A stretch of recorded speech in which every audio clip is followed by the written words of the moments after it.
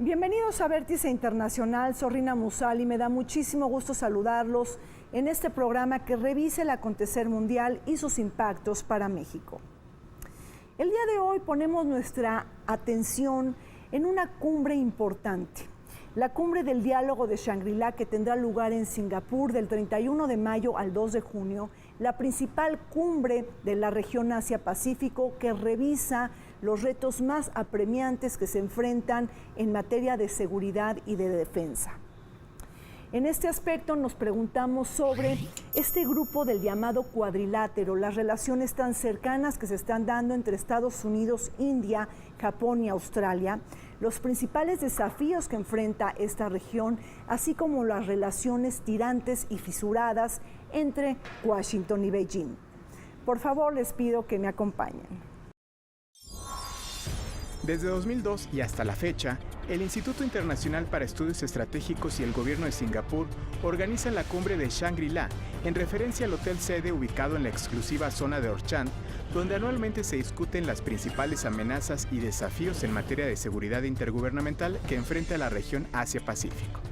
Además del país anfitrión, a estas conferencias asisten especialistas, ministros de defensa y jefes militares de Alemania, Australia, Birmania, Brunei, Camboya, Canadá, Chile, China, Corea del Sur, Estados Unidos, Filipinas, Francia, India, Indonesia, Japón, Laos, Malasia, Mongolia, Nueva Zelanda, Pakistán, Reino Unido, Rusia, Sri Lanka, Suecia, Tailandia, Timor Oriental y Vietnam.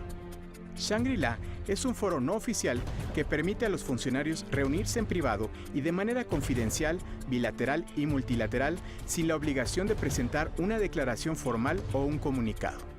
Cada cumbre suele abrirse con un discurso de apertura por alguna figura pública de Singapur, aunque de 2009 a 2011 correspondió hacerlo consecutivamente a los entonces mandatarios de Australia, Kevin Rudd, de la República de Corea, Lee Myung-bak, y de Malasia, Najib Tun Razak.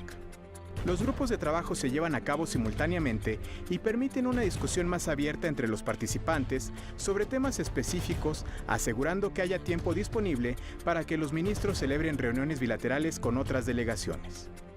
A este evento también asisten legisladores, expertos académicos, periodistas y delegados comerciales de todo el mundo, convirtiéndolo en un encuentro para el desarrollo de políticas públicas y debates sobre defensa y seguridad en Asia-Pacífico. Coincidiendo con los festejos del Bicentenario de Singapur, este 2019, del 31 de mayo al 2 de junio, fue convocado el 18º Diálogo Shangri-La para abordar temas como la crisis nuclear de Corea del Norte, las disputas en el mar de China Meridional, la migración, ciberseguridad, contraterrorismo y la competencia militar. Vértice Internacional, como siempre, atento a los retos y desafíos en materia de seguridad colectiva global, pone su mirada en la cumbre del diálogo de Shangri-La que tendrá lugar en Singapur, la principal cumbre de defensa en Asia, cuando se enfrentan una serie de amenazas cuyos efectos pueden potencializarse de manera negativa por el mundo. Amenazas tan importantes como la necesidad de desnuclearizar la península coreana y enfrentar el atascamiento en las negociaciones entre Corea del Norte y Estados Unidos, la ola rearmamentista que priva por el mundo, las disputas marítimas que también se están atestiguando en el mar del China Oriental, así como la necesidad de forjar nuevas alianzas en donde Estados Unidos está buscando marginar a China, el gigante asiático, una potencia en ascenso, que está enfrentando ahora una guerra ácida con Washington, sobre todo porque Donald Trump busca imponer el nuevo léxico del comercio justo. Se trata de una cumbre que surgió en 2006 con el propósito de buscar un foro específicamente para países asiáticos en donde se ventilaran los intereses propiamente de seguridad. Estos objetivos los empezaron a plantear dentro de algunos delegados militares de los Estados Unidos. Este diálogo fue planteado precisamente para abordar estos intereses, pero con los altos mandos militares. Estos altos mandos tienen la característica de que no solo van a presentar cierto tipo de iniciativas, ¿no?, en cuestión de avance tecnológico militar o de estrategias militares en la zona, sino que el objetivo es alcanzar prácticamente un acuerdo. Toma el hotel, el nombre de Shangri-La, de una tierra utópica, un reino utópico que sale de un libro de un británico. Y bueno, pues estas cumbres se realizan cada año y tratan los temas de seguridad. Los temas actuales de seguridad se han ido modificando, esto desde los ataques a las Torres Gemelas el 11 de septiembre de 2001, cuando todo el proceso teórico sobre la seguridad internacional y la seguridad nacional de los estados cambia radicalmente. Entonces, las nuevas amenazas a la seguridad nacional ya no son las acciones de otros estados. Principalmente en el este de Asia, las acciones o las amenazas a la seguridad nacional de los estados provienen del separatismo, del extremismo y del terrorismo. Esto es la Organización de Cooperación de Shanghái le llama las tres fuerzas del mal. Ha habido, digamos, las participaciones más importantes se han centrado en los generales, porque dado que es un organismo intergubernamental, algunos jefes de Estado deciden asistir a las reuniones y en algunas veces no. Pero lo más relevante justamente para los estrategas de defensa y de seguridad son las participaciones de los comandantes y de los miembros del ejército, ¿no? Entonces, para esta reunión, digamos, quien se va a llevar los reflectores es el general de China, que por primera vez está participando en una reunión pública y donde se van a discutir temas, o donde los temas de la agenda son bastante relevantes. Y en ese sentido nos dejará ver cuál es la perspectiva que tiene la dirigencia china en particular sobre estos temas, ¿no?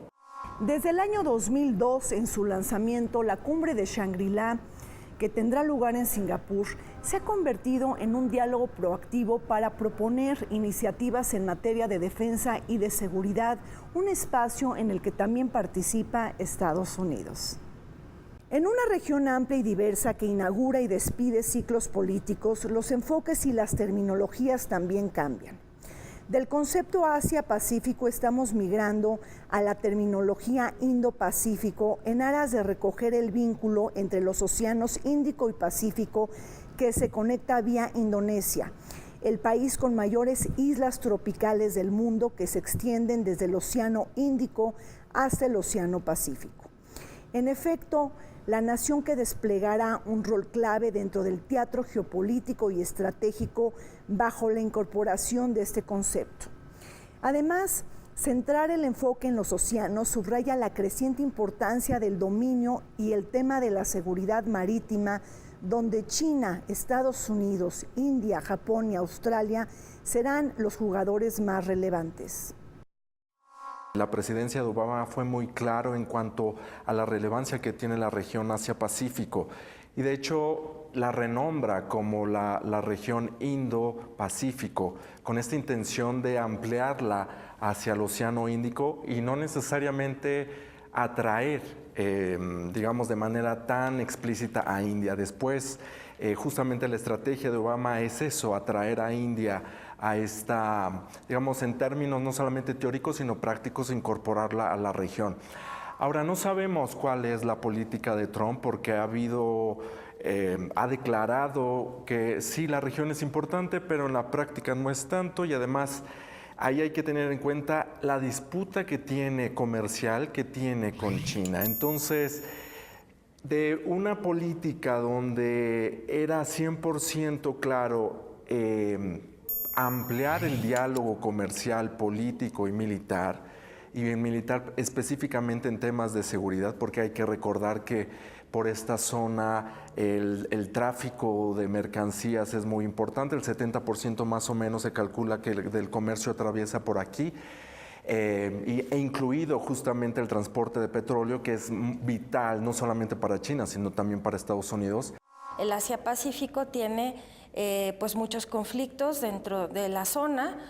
Tenemos a China, tenemos a Japón, Corea, ¿no?, como participantes importantes dentro de la zona. Está pues Corea del Norte con sus ensayos nucleares en el mar de Japón. Está el problema del mar meridional chino. ¿Por qué hay esta gran diversidad? Justo por los intereses de la zona. Pero si quiero atender, por ejemplo, a lo que me estás preguntando tú, Indonesia es parte de la Asociación de Países del Sureste Asiático, ¿sí? Y a su vez tiene, ¿verdad?, muchísimos intereses, particularmente en la región, porque tienen grandes cantidades de reservas petroleras, ¿sí? Y por el otro lado, ¿no?, tiene, sí, ciertamente un gobierno militar que en la historia ha tenido una gran desestabilización, ¿no?, en la zona, y que, bueno, pues ha tenido también cierto tipo de golpes de Estado, desestabilización política. Y en ese sentido, pues Indonesia, el ser el país más grande, el país musulmán más grande del mundo, con más de 200 millones de habitantes, tiene 17,000 islas, pues la capacidad para generar una marina mercante, pues es, ¿cómo podría yo llamarlo? Sería una situación ventajosa para un país insular tener una enorme flota mercante, ¿no? Y pues tienen que resolver algunos problemas también de seguridad ahí. Recordemos que en el estrecho de Malaca, donde casi se juntan precisamente la península de Malaca y la isla de Borneo, ahí hay muchos piratas, ¿no? Ese es otro problema también en cuestiones de seguridad en el Asia-Pacífico.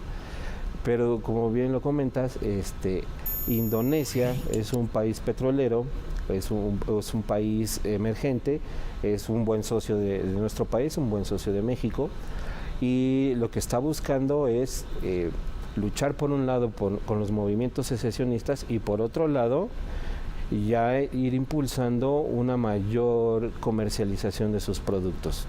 Cuando hablamos de la seguridad en la región Asia-Pacífico o Indo-Pacífico, debemos de hacer también referencia al tema de la seguridad marítima. Bajo el concepto Indo-Pacífico se le otorga una posición de enorme centralidad a India, el país que busca intensificar el desarrollo de su armada para convertirse en una potencia naval. El mismo Narendra Modi, el primer ministro, enfocó su campaña electoral del año 2019 en los temas más amplios de seguridad, en un primer momento por su histórica rivalidad con Pakistán, pero también haciendo un claro reconocimiento al dominio marítimo como un elemento del progreso nacional. En el último diálogo Shangri-La adoptó el principio Indo-Pacífico para hacer referencia a la importancia de la región geográfica, lo que le permite recuperar la centralidad de India ante la marginación geográfica que habitualmente le imprimía el término de Asia-Pacífico, un concepto más amplio y vago que tenía como epicentro hegemónico a China. India está tomando un papel mucho más importante. En el año 2050 rebasará a China como el país más poblado del mundo, ¿no? Entonces, mientras los chinos ya están decreciendo en su población, la India estimula esta población porque entre más gente es más capacidad de desarrollo.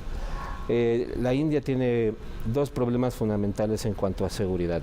Primero, su diferendo con Pakistán. En momentos en la historia ha escalado la tensión con Pakistán y luego baja la tensión con Pakistán. Y el extremismo islámico también tiene muchos problemas de terrorismo en la India. Su vecino, Sri Lanka, hace un mes acaba de tener atentados terroristas, precisamente se los adjudicó el Estado Islámico, o lo que queda, podríamos decir lo que queda del Estado Islámico, pero la vulnerabilidad en cuanto a las fronteras de la India también es significativa. Tiene un territorio muy grande y poca capacidad para cuidarlo. En el aspecto económico, pues la India está creciendo, tiene demasiada pobreza, pero tiene muchos ricos, ¿no? Es un país también muy desigual. Y pues entre más crece la India, más presiona el cambio climático. Y está un interés muy particular que tiene que ver con la India, es decir, un acuerdo que se le llama Indo-Pacífico, en el cual, bueno, se está tomando en cuenta a la India como una especie de aliado militar en este sentido de seguridad para que el conflicto, sobre todo en el mar meridional chino, con China y Japón, pues no se desboque hacia otros lados, ¿sí? El Asia-Pacífico tiene como característica una gran diversidad y dinamismo, principalmente económico, y tenemos una gran influencia de China. En este sentido, si hay este acercamiento con países como la India, es como para mantener lo más estable posible todos estos conflictos, ¿no? Para que el interés, sobre todo comercial, se pueda llevar a cabo sin mayores consecuencias.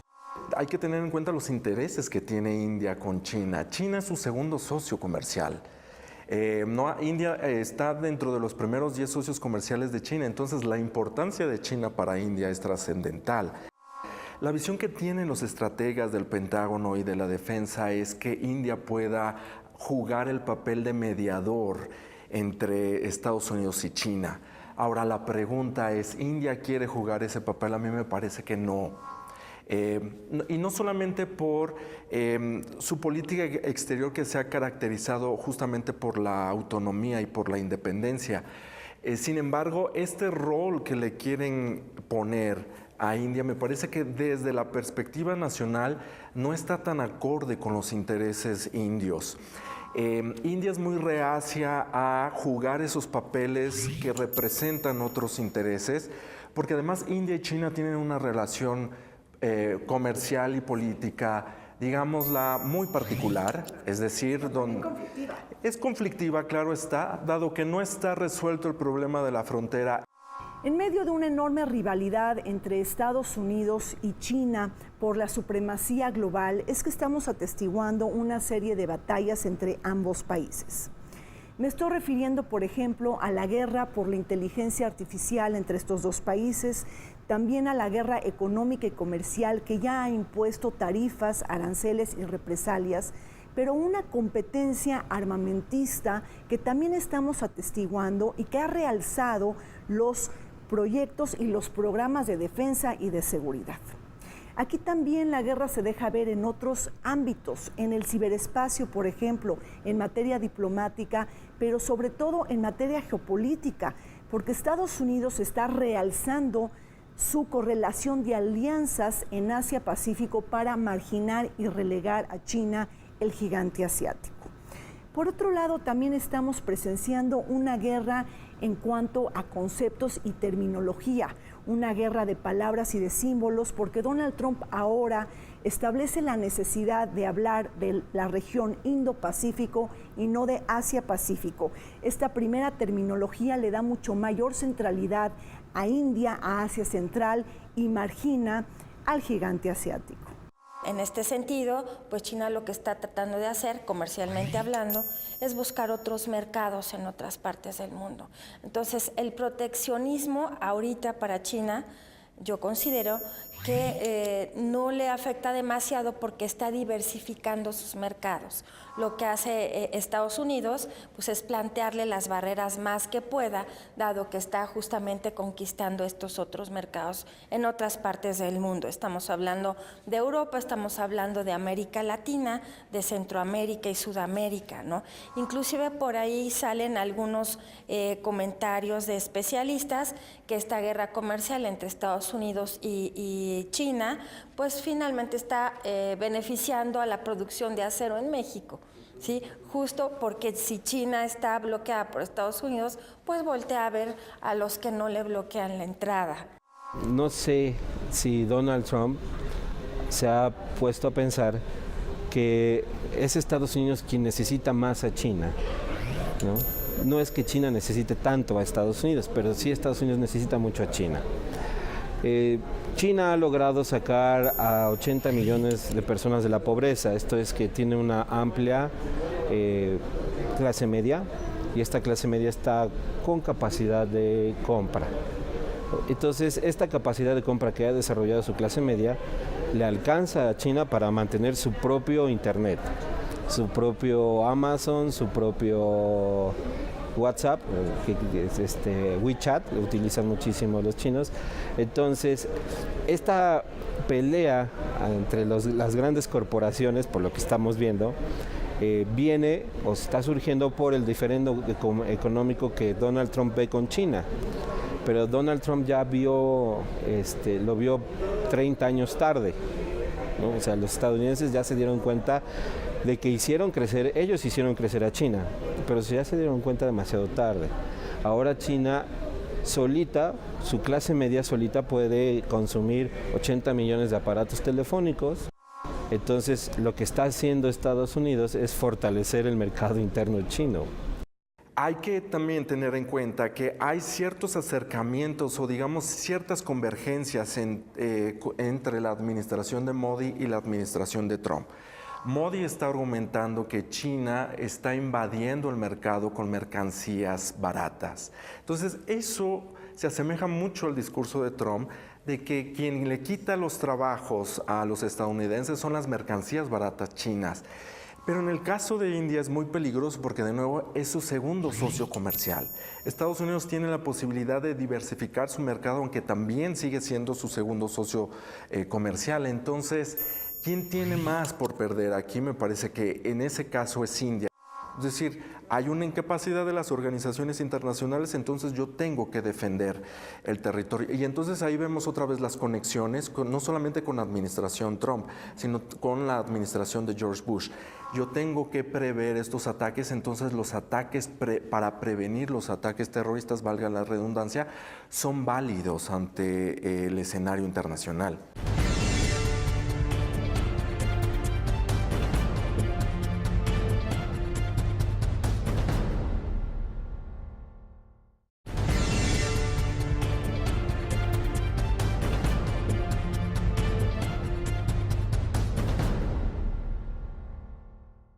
La región Asia-Pacífico es vasta y heterogénea, un espacio amplio en donde comulgan los intereses de las potencias centrales y regionales que buscan imbricar el juego de alianzas que va a normar las relaciones del poder en el siglo XXI. Ahí tenemos toda esta colaboración entre Estados Unidos, India, Australia y Japón para marginalizar a China, el gigante asiático que ahora ocupa los vacíos que ha dejado la diplomacia unilateralista en manos de Donald Trump, en materia de defensa al multilateralismo, del combate al cambio climático, pero también en términos de apertura económica y comercial.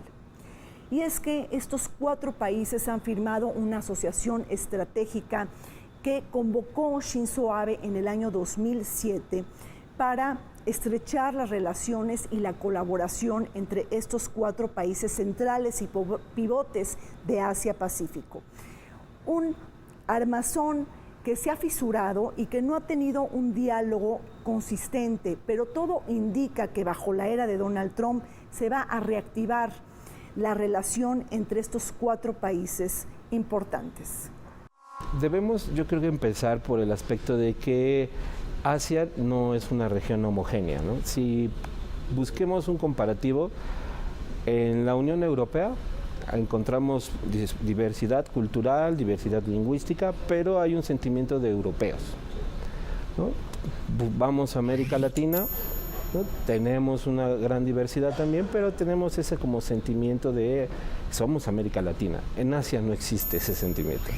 Los chinos son chinos, los japoneses son japoneses, los filipinos son filipinos y se acabó. No hay esta visión de que somos Asia, ¿no? Somos asiáticos, ¿no?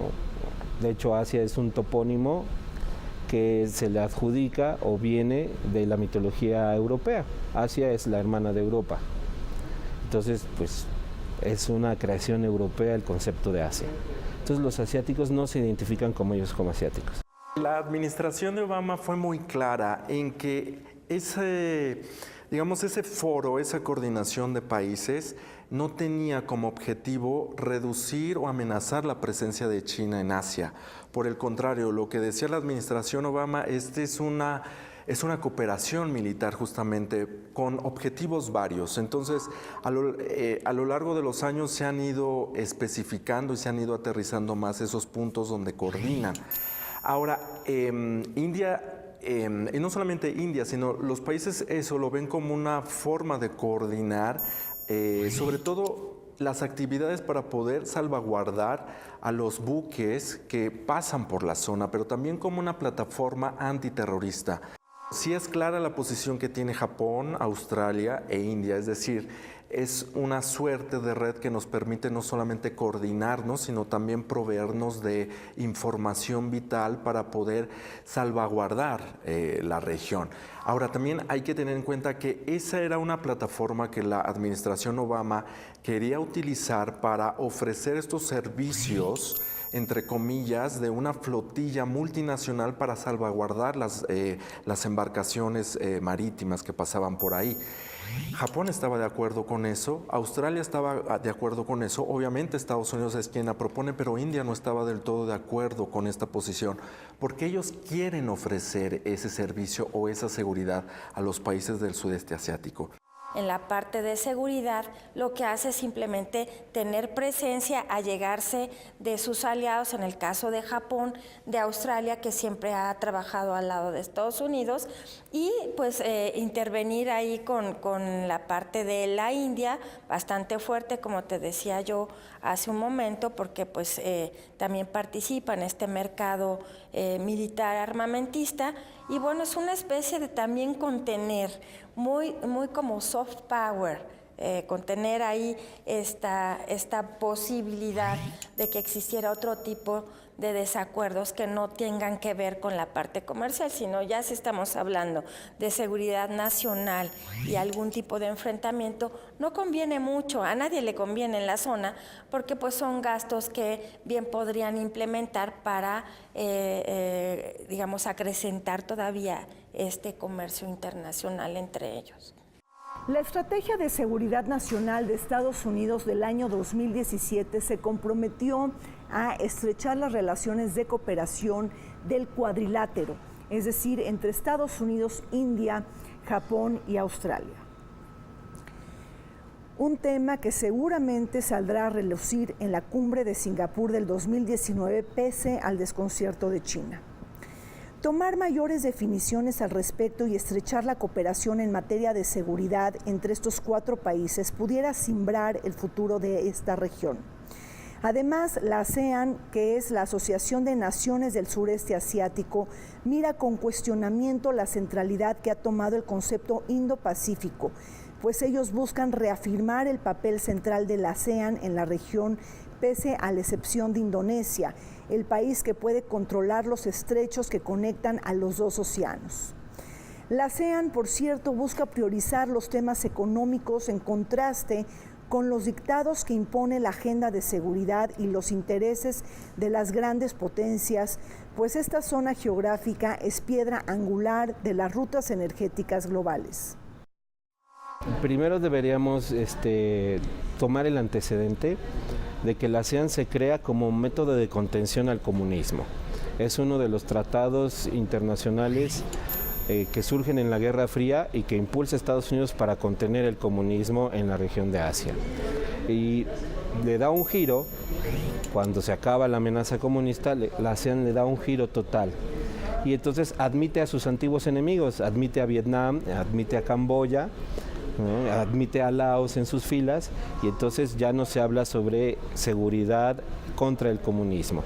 Entonces empieza a hablar sobre el manejo, el intercambio comercial, y de esta manera estos países han ido evolucionando favorablemente porque son de mismo nivel, por decirlo de alguna forma, ¿no? Son países en vías de desarrollo, pero no hay un desequilibrio totalmente en cuanto a en sus economías, por eso su acuerdo va funcionando, ¿no?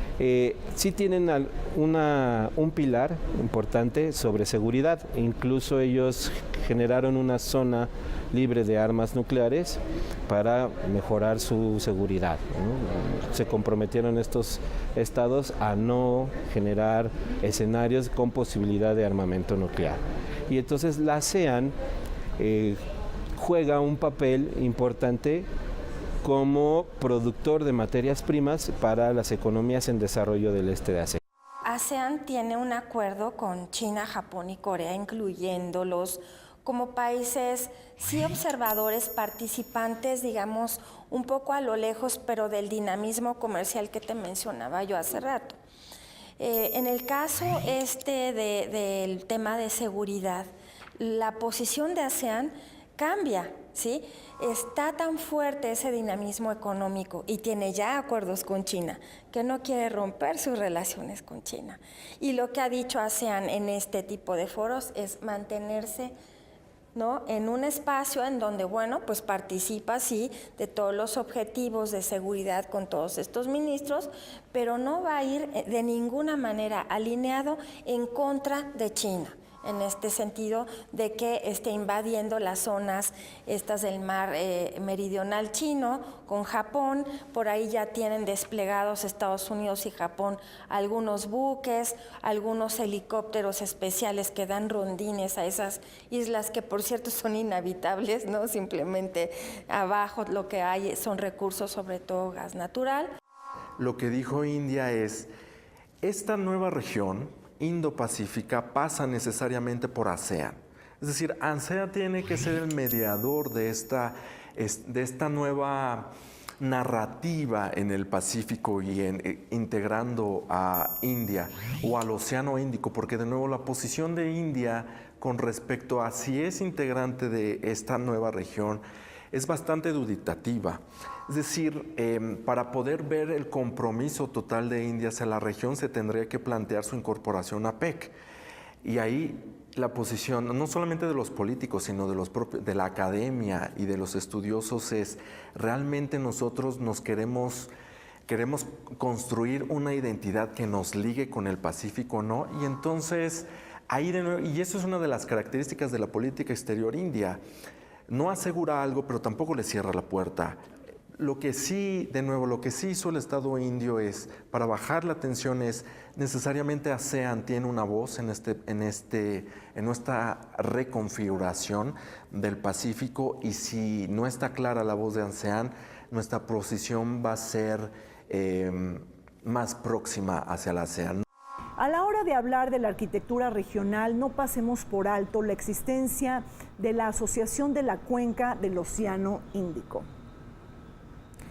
Otro nodo en el que participan 22 países junto con representantes de gobiernos, empresarios y academia.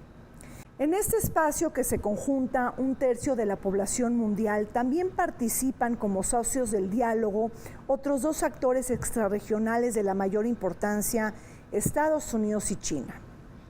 La Unión Americana, por sus enormes intereses geoestratégicos como potencia mundial, al igual que China, quien ahora requiere forzosamente del Índico para desarrollar y poner en práctica la nueva ruta de la seda a propósito de conectar a Asia, África y Europa.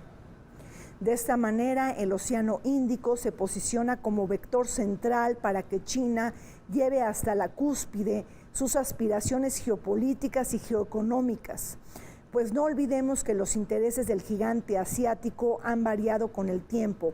Ahora presume su primera base militar en el extranjero, en Djibouti, en el Cuerno de África.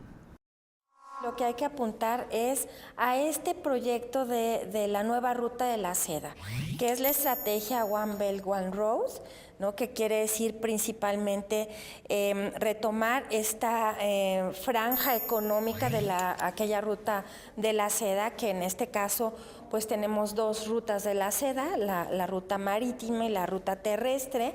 Si viéramos la ruta marítima, regresamos otra vez a ese paso por el estrecho de Malaca, donde hace toda esta estación en Sri Lanka, la India, sube del otro lado por el canal de Suez y pasa a Europa, ¿no?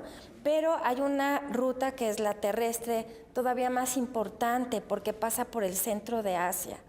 En este sentido, en el centro de Asia encontramos grandes recursos, sobre todo hidrocarburos, y en este sentido es retomar no solo esta antigua ruta de la seda, sino una ruta que plantee su estrategia en el siglo XXI, como líder, como hegemón ya propiamente geopolítico, vamos a llamarle, de la zona. El impulso que tiene China hacia su nueva política de la ruta de la seda para llevar las mercancías de la parte de la zona manufacturera del mundo, que sería Corea del Sur, China, Indonesia, Malasia, llevar todos los productos a la parte más rica del mundo, que sería Europa, ¿no? A través de trenes de alta velocidad que atraviesen Asia Central, una parte de Rusia y ahí ya lleguen a Europa. Este objetivo que tiene China necesita que la región per se esté fuera de cualquier amenaza o de cualquier elemento que atente contra la estabilidad tanto de los estados como internacional. Por eso China se da a la tarea de impulsar acuerdos bilaterales y regionales para generar este clima o un clima que maneje bien el ámbito internacional, que no haya problemas a nivel internacional. Por eso, y ante el proceso de globalización, este proceso donde los estados ven que es mejor estar aliados que enfrentar el proceso solos, es que se están creando bastantes organizaciones regionales. Los políticos indios ven esa estrategia de China del incremento de su presencia como una amenaza a los intereses comerciales indios. Sin embargo, no han sido capaces de diseñar una estrategia para poder reducirlo. Hay un proyecto muy interesante que tiene la dirigencia china para el sudeste asiático, que es reactivar la ruta de la seda, pero también hacer un corredor en el río Mekong. Bueno, India se integró a ese proyecto en la última llamada, y eso fue a invitación de la dirigencia china. Les planteó: estamos haciendo este corredor, sería interesante que India se uniera, dado que es un actor muy importante en la región, y el gobierno indio accedió a hacerlo, pero de nuevo no como una estrategia planeada, sino como una reacción. Dentro de la cooperación cuadrilateral entre Estados Unidos, China, India y Australia, es decir, entre estos 4 países, llama la atención de manera muy importante la relación que han construido Estados Unidos y Japón. El diálogo político muy ambicioso, relaciones económicas y comerciales muy estrechas, pero también la necesidad de entablar cooperación en materia de defensa y de seguridad. Y aquí destaca que esta alianza tan importante y de manera incondicional entre Estados Unidos y Japón, pues genera la suspicacia y la desconfianza de China, pero también de otro actor, Corea del Norte. Hemos visto en los últimos meses que el nuevo programa de defensa nacional de Japón está incrementando el presupuesto militar y poniendo el énfasis en una cuestión sumamente importante para la región, que es la seguridad marítima. En el caso de Trump con China no han funcionado muy bien las cosas, tratar de reforzar esos acuerdos con Japón y pues llamar la atención en el sentido de fortalecerlo como aliado, ¿sí? Y en este sentido lo que ha respondido Japón es decir, bueno, pues tú sabes cuál es mi política, ¿no? La mayor parte de las veces yo tiendo a la parte de seguridad, sí, de la zona. Soy un líder regional, un líder propositivo, ¿no? Que ha albergado foros distintos, no solo de seguridad, hablando del cambio climático, aquella vez con protocolo de Kioto, y ahora el próximo mes de junio, pues viene la reunión G20, que va a ser en Osaka.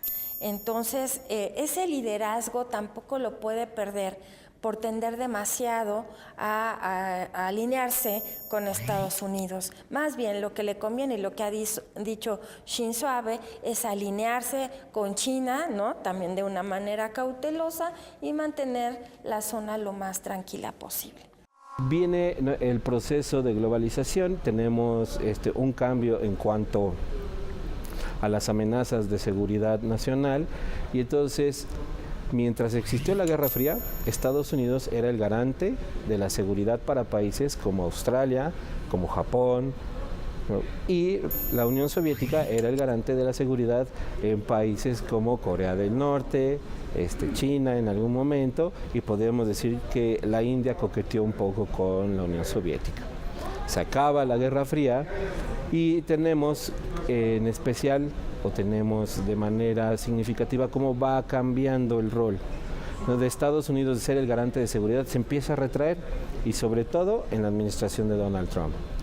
Cuando de repente los japoneses se dieron cuenta de que Trump igual y no los acompañaba a ningún evento, un conflicto con China, un conflicto con Rusia, los japoneses les cayó como balde de agua la posibilidad de que un presidente como Trump, o que llegase otro presidente, de repente les diga, ¿saben qué? El tratado militar que tenemos ya no me conviene, entonces retiro mis fuerzas.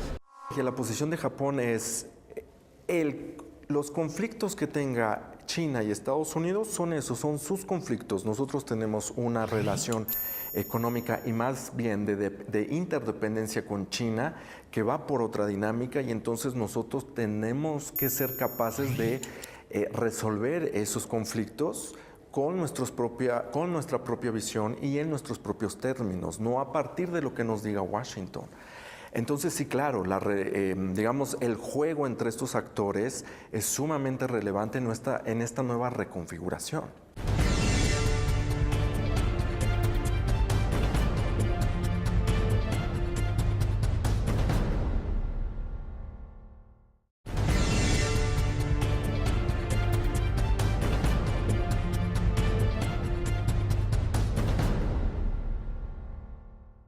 Japón, la tercera economía del mundo, sabe que juega un rol estelar en la región Asia-Pacífico o Indo-Pacífico. Este último concepto que ya utiliza de manera más frecuente tanto India como Donald Trump, el presidente de Estados Unidos, al referirse a la región.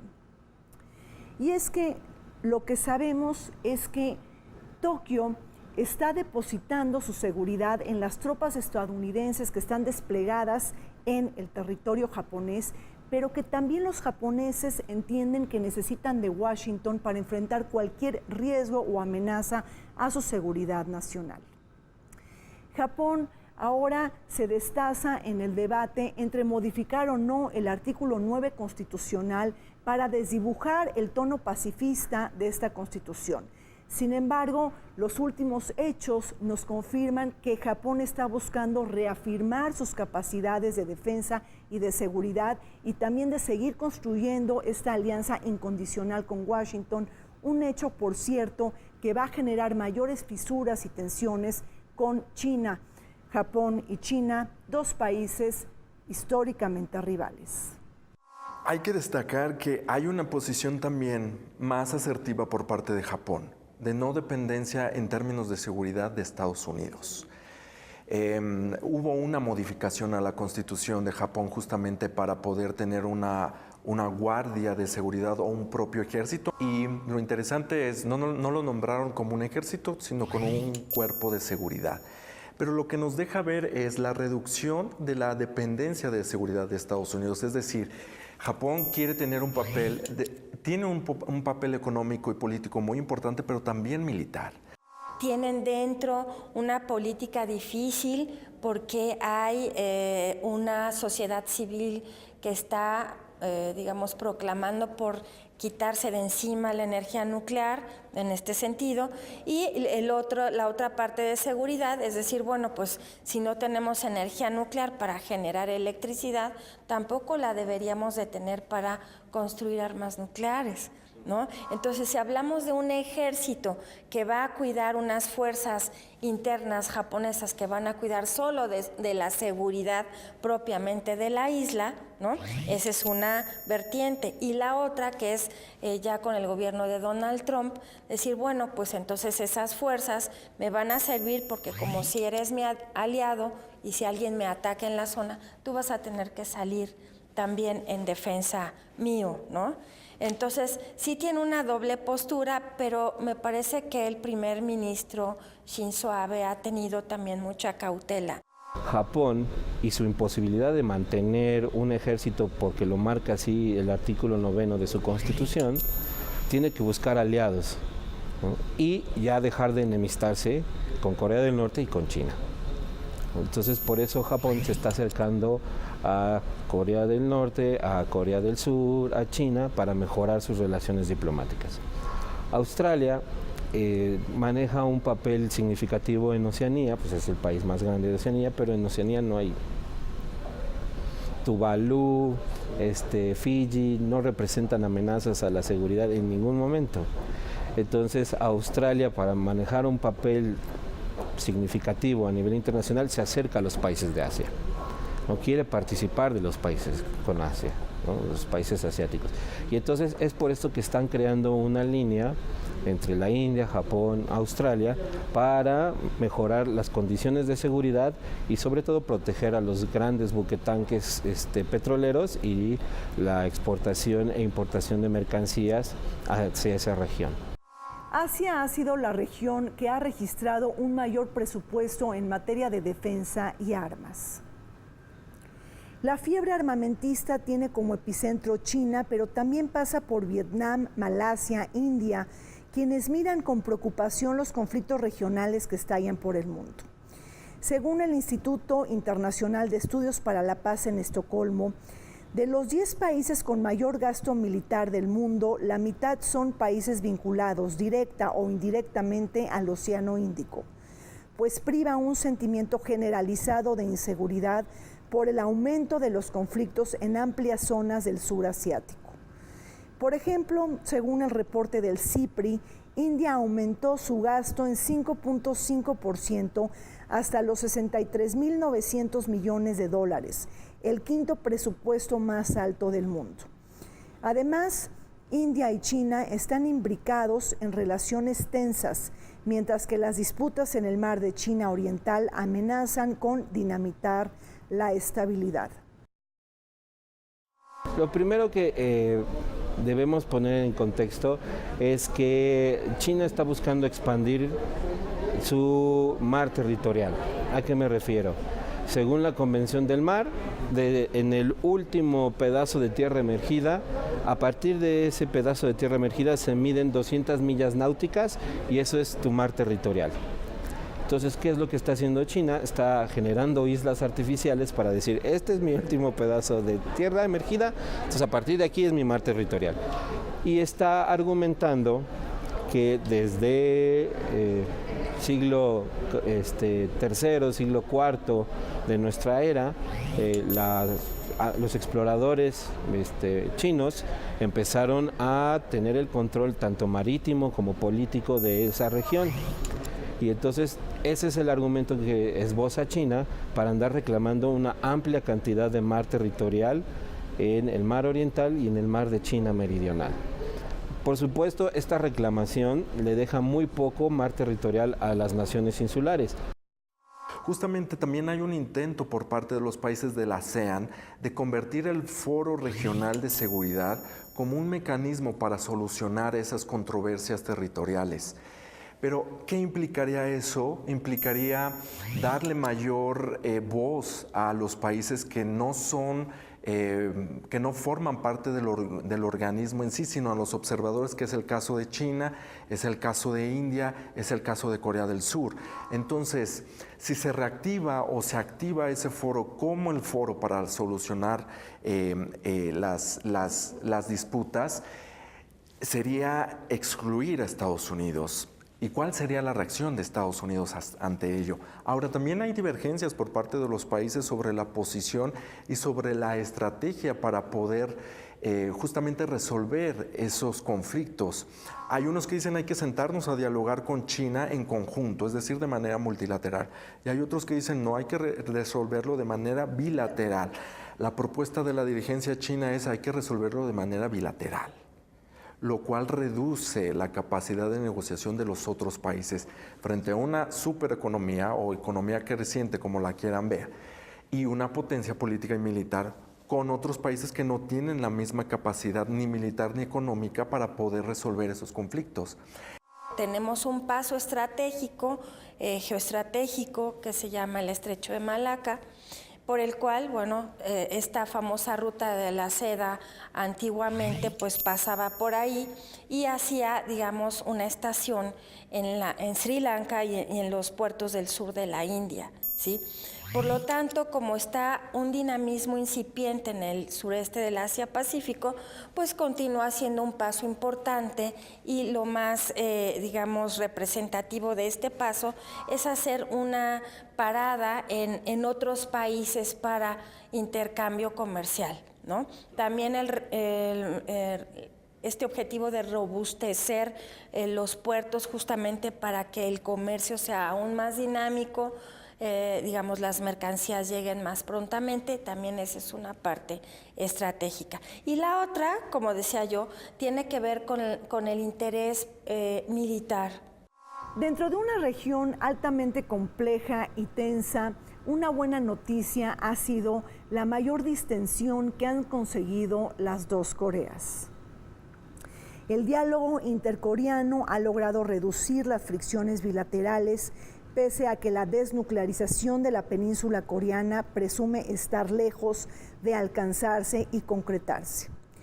Aunque la última cumbre entre Kim Jong-un y Donald Trump en Vietnam tuvo un resultado decepcionante, culminó sin acuerdo y sin una fecha prevista para una tercera reunión, Corea del Sur y Corea del Norte han hecho una sumatoria de esfuerzos para alcanzar una mejor convivencia como países vecinos.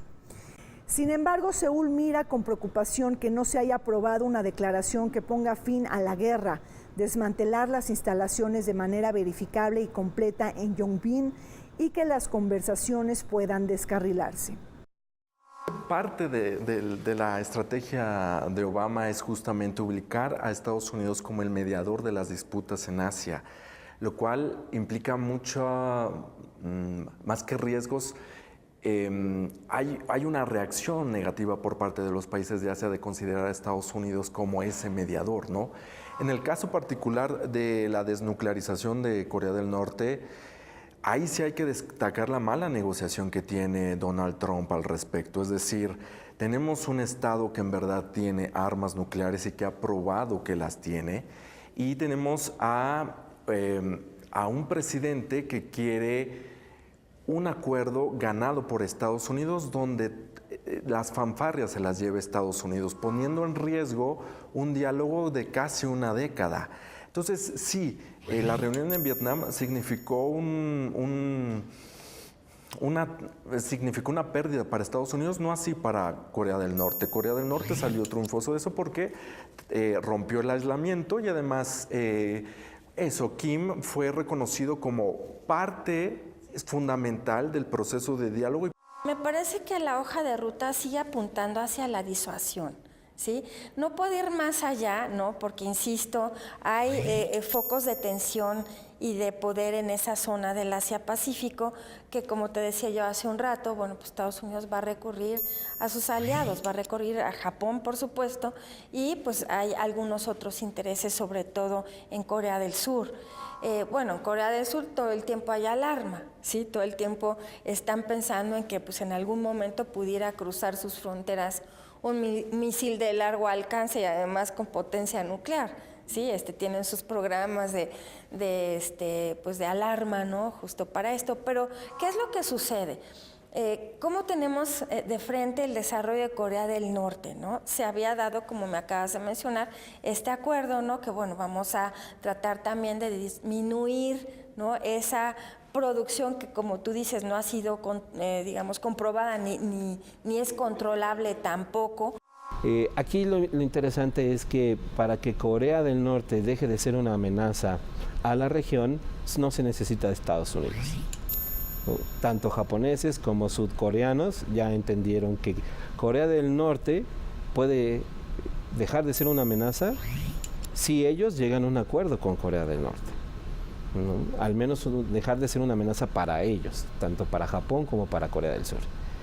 Y lo que se me hace más importante es recalcar que no se puede buscar la caída del régimen.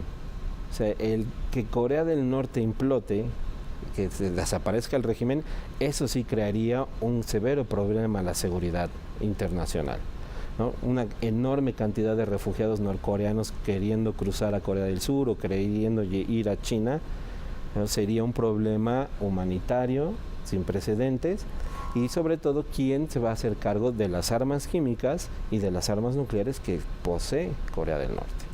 Entonces, el problema es, por un lado, darle los elementos necesarios a Corea del Norte para que el régimen no caiga, y segundo, que el régimen vaya entendiendo que ya no puede utilizar la carta nuclear para todo.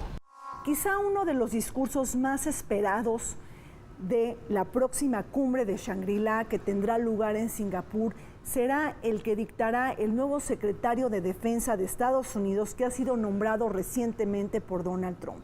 Me estoy refiriendo a Patrick Shanahan, quien deberá de delinear la nueva cosmovisión de Washington en esta región toral para las relaciones internacionales, pero también detallar y concretar los planes de Donald Trump para esta región.